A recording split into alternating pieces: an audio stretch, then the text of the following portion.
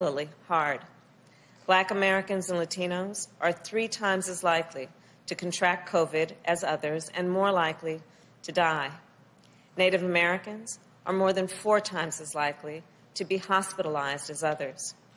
And last month, the unemployment rate for Black Americans was almost twice the rate of others.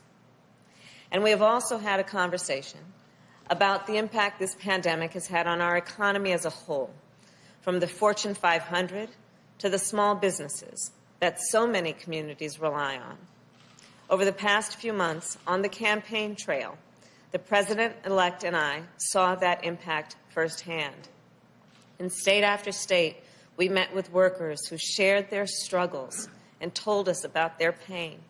Essential workers who have had to stay on the job, even as they worry about their family's well-being and their own. Small business owners who are dipping into their own savings to make payroll and keep their doors open. And many others who have had to close their doors and fear never reopening at all. Their stories have stayed with us, and the President-elect and I are focused on building our country back better for them and all Americans.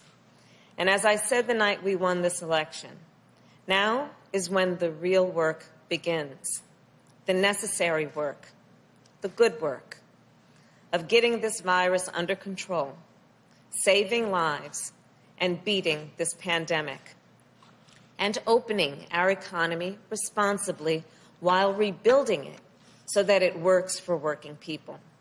And we will do it by protecting the health and safety of our workers and creating millions of good-paying union jobs, from auto and construction jobs to domestic workers and caregiving jobs to service and hospitality jobs. The road ahead, it will not be easy, but the President-elect and I are hitting the ground running because we all know the challenges facing America today are great. The American people deserve no less, and we don't have a moment to waste. And now it is my incredible and great honor to introduce our President-elect, Joe Biden.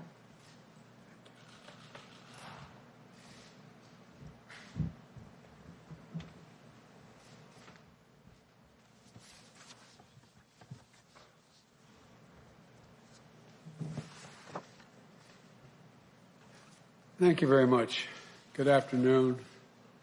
Vice President Harris and I, as she indicated, just met with a group of America's top business leaders and labor leaders. And I must tell you, it reinforced what I thought from the beginning. We're ready to come together. The unity was astounding. I want to go back and talk about the people who actually participated in that. I'm going to list all the people who, just so you know who we spoke with. Number one, there was Mary Barra, CEO of General Motors, Brian Cornell, CEO of Target, Mr. Nadell, CEO of Microsoft, Rory Gamble, President of the UAW, Mary Kay Henry, President of SEIU, Mark Perrone, President of the UFCW, Lee Saunders, President of AFSCME, and Sonia Singal, President of GAP, Richard Trumka, President of the AFL-CIO. It was really encouraging, quite frankly, to get people, business and labor, together, agreeing on the way forward, which I'm convinced the American people will be ready to do when they hear what we have in mind. And I'm very pleased that they all came together around the same table to advance areas of common ground, and we agreed we're going to continue these conversations. They represent very different perspectives, but I'm convinced that we can all come together around the same table to advance areas of common ground, which are really, I wish you could have all heard the conversation. It was really encouraging. And that's what we were ready to discuss today. We all agreed that we want to get the economy back on track. We need our workers to be back on the job by getting the virus under control. We're going into a very dark winter. Things are going to get much tougher before they get easier. And that requires sparing no effort to fight COVID so that we can open our businesses safely, resume our lives, and put this pandemic behind us. It's going to be difficult, but it can be done. And they all agreed That means rallying the country behind a national strategy with robust public health measures like mandatory masking, widely available testing with rapid results, scaled-up production of life-saving treatments and therapeutics, and safe, equitable, and free distribution of the vaccine. It's great news that Moderna and Pfizer have each come up with vaccines that are in excess of 90% effectiveness. And getting the vaccine and a vaccination, though, are two different things. Everyone on our call today and our Zoom today agreed that the sooner we have access to the administration's distribution plan, the sooner this transition would be smoothly moved forward. And, you know, as we battle COVID, we also have to make sure the business and workers have the tools, the resources, the national guidance, and health and safety standards to operate safely. And we can do that. We can bring Democrats and Republicans together, work with business and labor to deliver those necessary resources. And for millions of Americans who've lost hours and wages or have lost their jobs, we all agreed on our call that we can deliver immediate relief and it need be done quickly. Affordable health care for millions of people who have lost it or are in danger of losing it.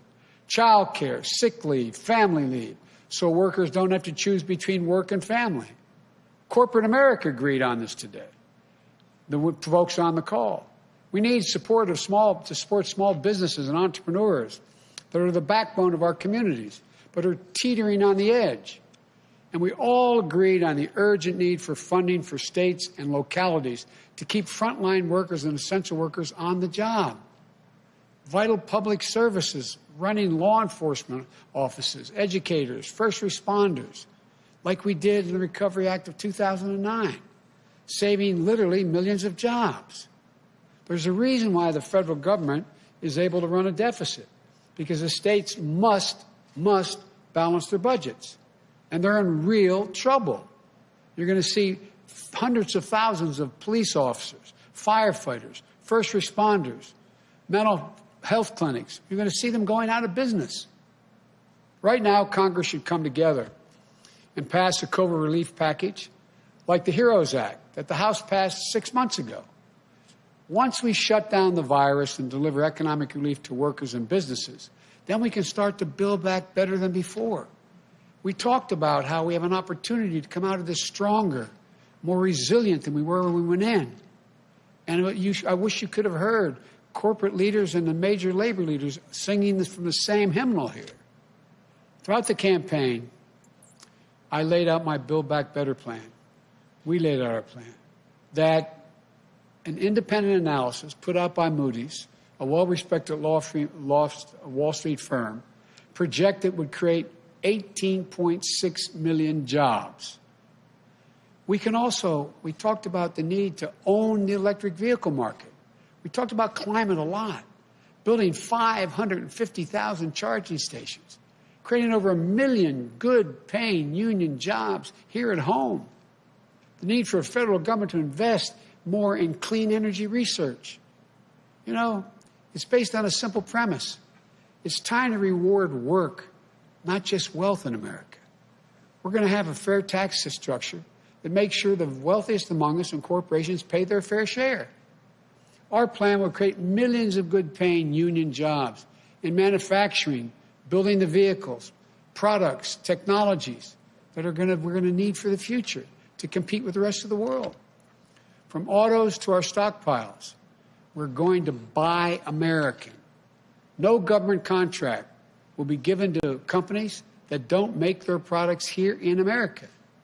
To secure our position as a global leader in research and development, we're going to invest $300 billion in the most critical, competitive new industries and technologies, creating 3 million good-paying jobs. And the corporate American technology firms like Microsoft on the call, they all agreed.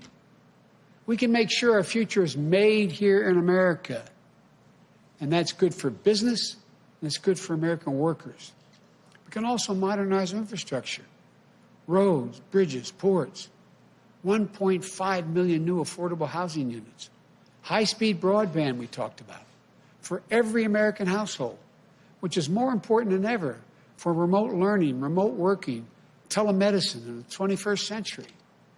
building a digital infrastructure to help businesses, healthcare workers, first responders, and students. $100 billion to rebuild our crumbling schools. They talked about the need, the business community talked about the need to invest in HBCUs and community colleges. Retrofitting 4 million new buildings, or old buildings, retrofitting and making them new. Weatherizing 2 million homes. Building more climate-resilient cities and towns. These investments will specifically target communities of colors so we can break the cycle where in good times they lag, and in bad times they get hit first and the hardest, and in recovery it's the toughest to bounce back. These are the kinds of investments that are going to strengthen our economy and our competitiveness, create millions of jobs, union jobs, and in doing so, we'll respect the dignity of work and empower the voice of workers. You've heard me say it before. My dad, when he lost his job in Scranton, eventually moved to Wilmington and got a good job. He'd say, Joey, a job's about a lot more than a paycheck. It's about your dignity, respect, your place in the community. It's about being able to look your kid in the eye and say, honey, everything's going to be okay. When we build back better, we'll do so with higher wages, including a $15 minimum wage nationwide, better benefits, stronger collective bargaining rights that you can raise a family on. That's how we build back the middle class better than ever. That's how we make sure workers are treated with the dignity and respect they deserve. I can go on. You can tell I was very encouraged by our conversation. But the point is this. There's so much we can do. The only way we do any of this is if we work together. I know we can do this. For example, on the call, I made it clear to the corporate leaders. I said, I want you to know I'm a union guy. Unions are going to have increased power. They just nodded. They understand. It's not anti-business. It's about economic growth, creating good paying jobs. 11 years ago, when Barack and I took office during the Great Recession and implemented the Recovery Act that saved us from another Great Depression, we didn't see a map in red and blue states. It was the United States of America. We didn't care whether the city had voted for us or against us. The state voted for us or against us. We worked with everyone, and we recovered and rebuilt together as one nation. We can do this again. The refusal of Democrats and Republicans to cooperate with one another is not due to some mysterious force beyond our control. It's a conscious decision. It's a choice that we make. If we can decide not to cooperate, then we can decide to cooperate. I believe this is in part the mandate from the American people, part of the mandate they gave us. They want us to cooperate. They want us to deliver results. And the choice that Kamala and I will make is that we're going to do that. That's why I'm so pleased today we were able to bring together business and labor leaders to make the choice jointly with us. We're all Americans. Now let's get to work. As I've said many times, thank you, may God bless you, and may God protect our troops. I understand now I'm going to take some questions. Megan, fire away.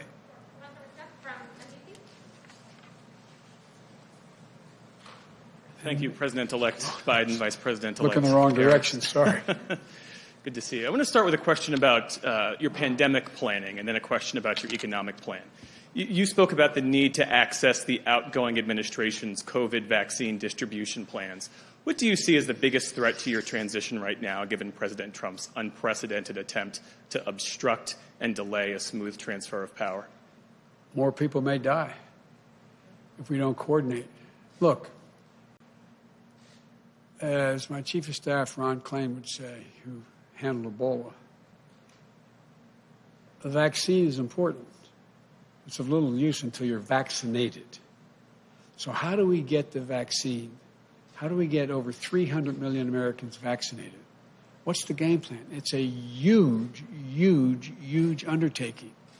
To get it done, prioritize those greatest in need, and working our way through it, and also cooperate with the World Health Organization and the rest of the world in dealing with this. And so they say they have this warp speed program that not only dealt with getting vaccines, but also how to distribute this. If we have to wait until January 20th to start that planning, it puts us behind over a month, month and a half. And so it's important that it be done, that there be coordination now or as rapidly as we can get that done. On the economy, the Vice President-elect talked about having an economy that works for working people. One thing I didn't hear you talk specifically about is canceling student loan debt. Does student loan forgiveness figure in your plan? Would you take executive action to achieve it? It does figure in my plan. I've laid out in detail. For example, the legislation passed by the Democratic House calls for immediate $10,000 forgiveness of student loans. It's holding people up. They're in real trouble. They're having to make choices between paying their student loan and paying their rent, those kinds of decisions. It should be done immediately. In addition to that, as you know, I think that everything from community college straight through to doubling Pell Grants to making sure that we have access, free education for anyone making under $125,000 for 4 years of college. And there is a program that exists now under the law that forgives student loans for being able to engaging in public service. I'm going to institute that fundamental change in that so it's able to be available to everyone that, in fact, is engaged. It's not being very well managed right now. So I'm going to do all of those things. Thank you.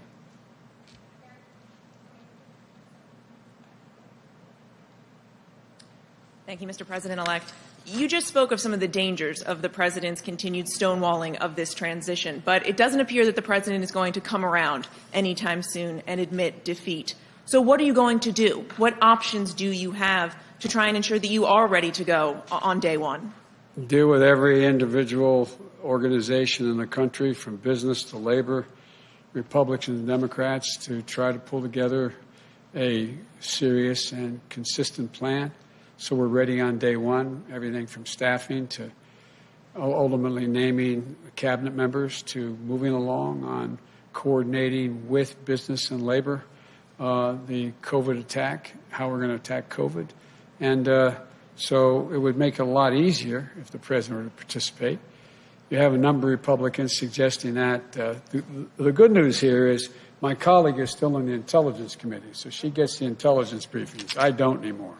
So that is, but there's a number of Republicans calling for that. I am hopeful that the president will be mildly more enlightened before we get to January 20th. And what is your message to Republicans who are backing up the president's refusal to concede?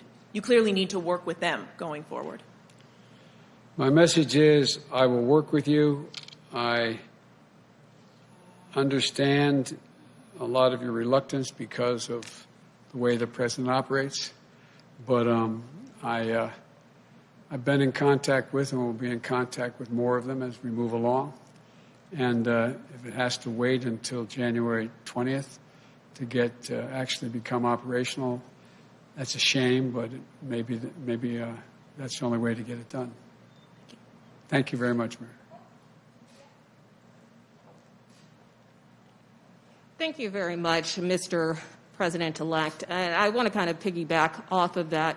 I want to get your thoughts on the president's tweet over the weekend where he first seemed to acknowledge that you won. Then he said he won't concede. Then he said, I won. How did you interpret that? And at the end of the day, do you want him to concede? I interpret that as Trumpianism. No change in his modus operandi. And I think the pressure will continue to build. Look, I'm having a lot of meetings with world leaders on the telephone. I cannot get into negotiating with them about things that are going to be done, but they're calling with some degree of enthusiasm. Everyone from the Holy Father to prime ministers across the globe. And so we're moving along knowing what the outcome will be. And as I said earlier, and I probably shouldn't repeat it, but I find this more embarrassing for the country than debilitating for my ability to get started. And then secondly, I want to follow up with you on the vaccine. If the FDA gives emergency authorization to the Pfizer or Moderna vaccine in the coming weeks. Will you get vaccinated? And if you're hesitant, why should any American have confidence in the vaccine? Well, first of all, we'll see if that comes forward. And secondly, it's important that people who are in the greatest need get it. I wouldn't hesitate to get the vaccine. But I also want to set an example. But I wouldn't hesitate to get the vaccine if, in fact, Dr.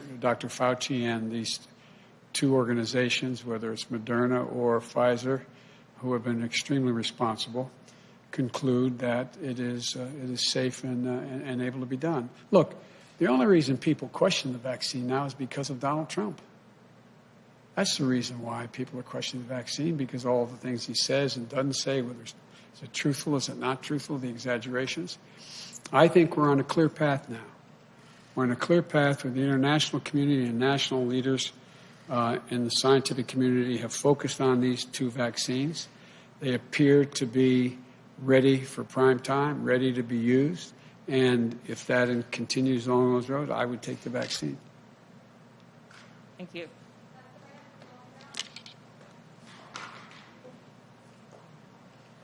Thank you, Mr. President-elect. You have been urging the American public to continue practicing social distancing and wearing a mask. But with cases skyrocketing across the country, do you think that more governors should be closing non-essential businesses and reinstating stay-at-home orders? Look, it depends on the state. What I failed to mention earlier is the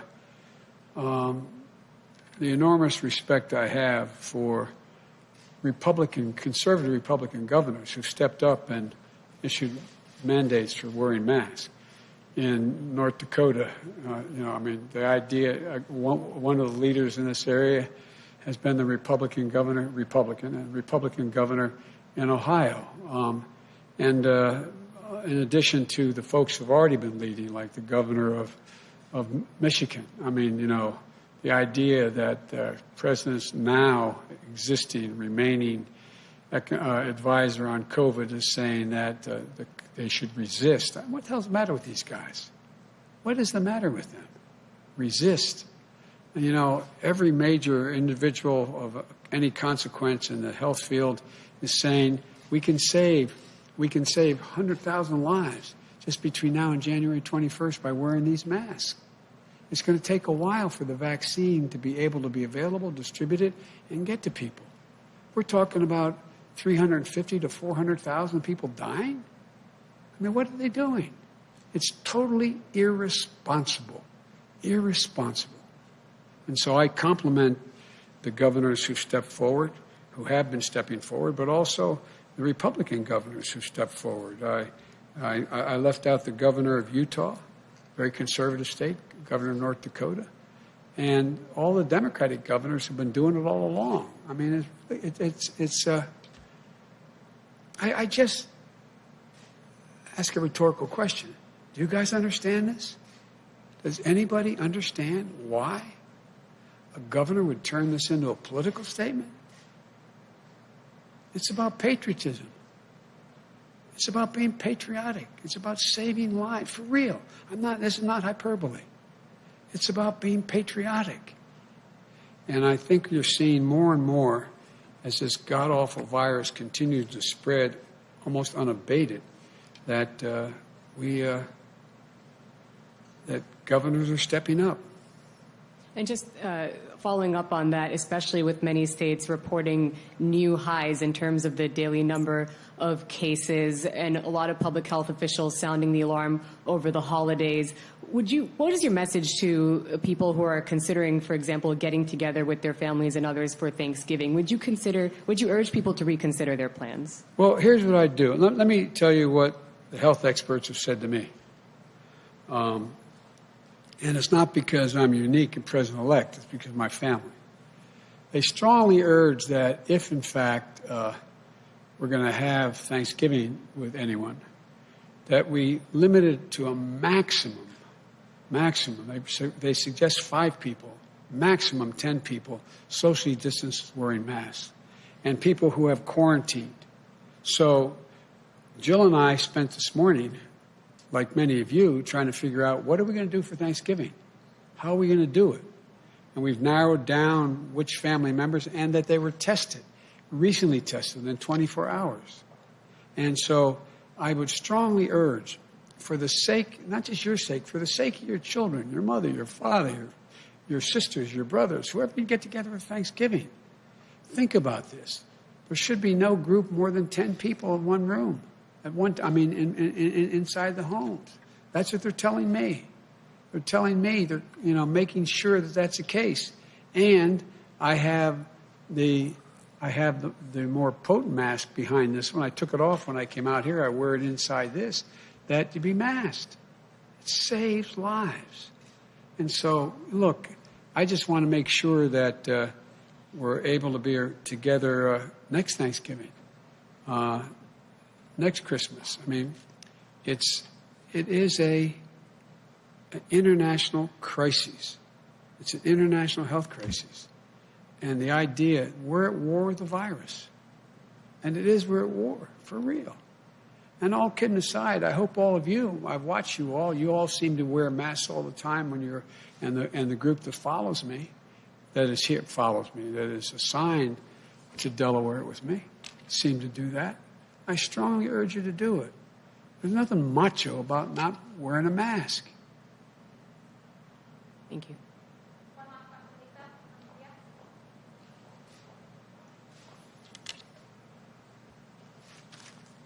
Thank you, Mr. President-elect, Madam Vice President-elect.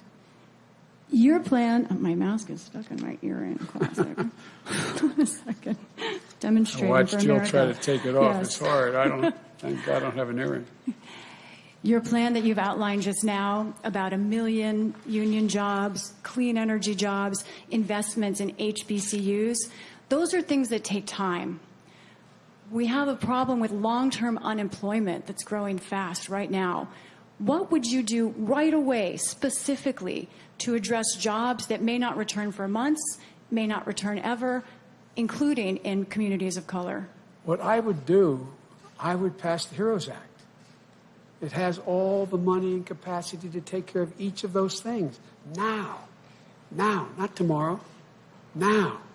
And the idea the president is still playing golf and not doing anything about it is beyond my comprehension. You'd at least think he'd want to go off on a positive note.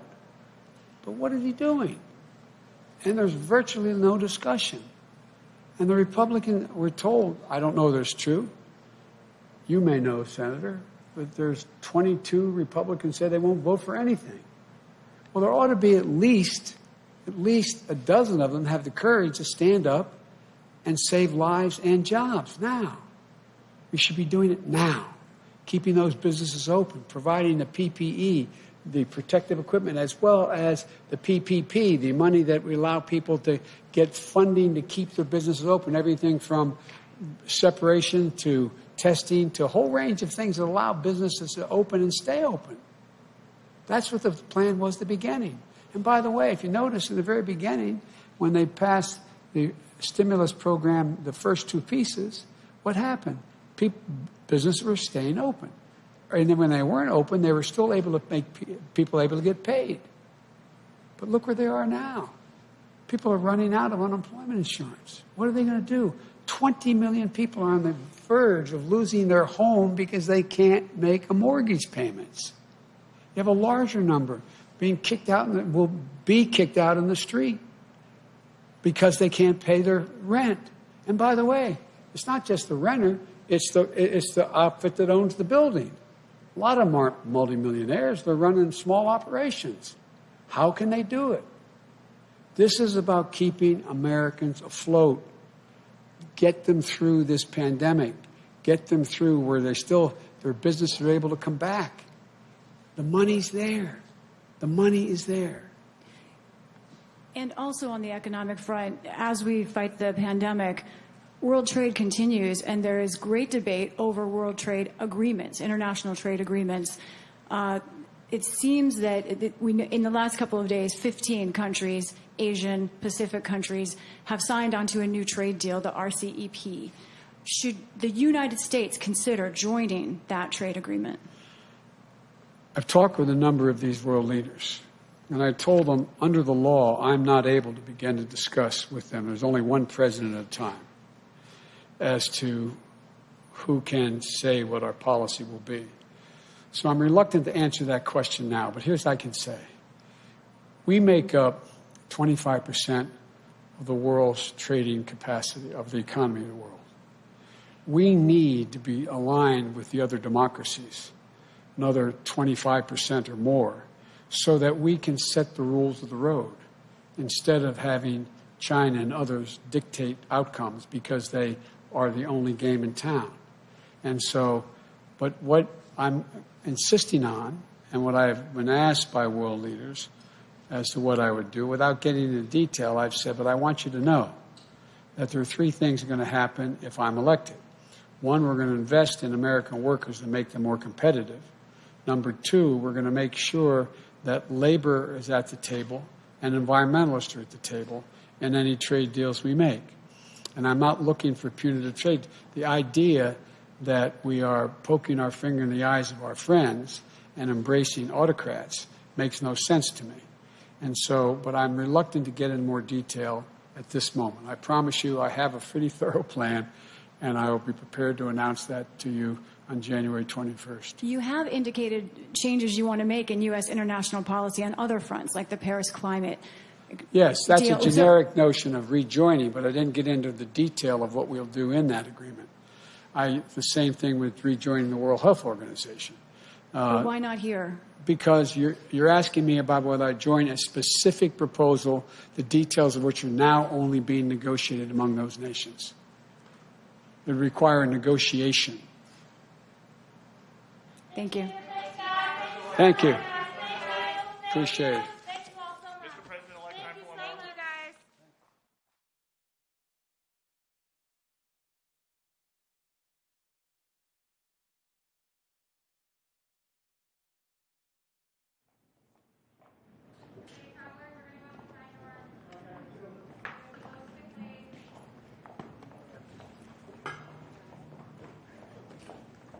This one?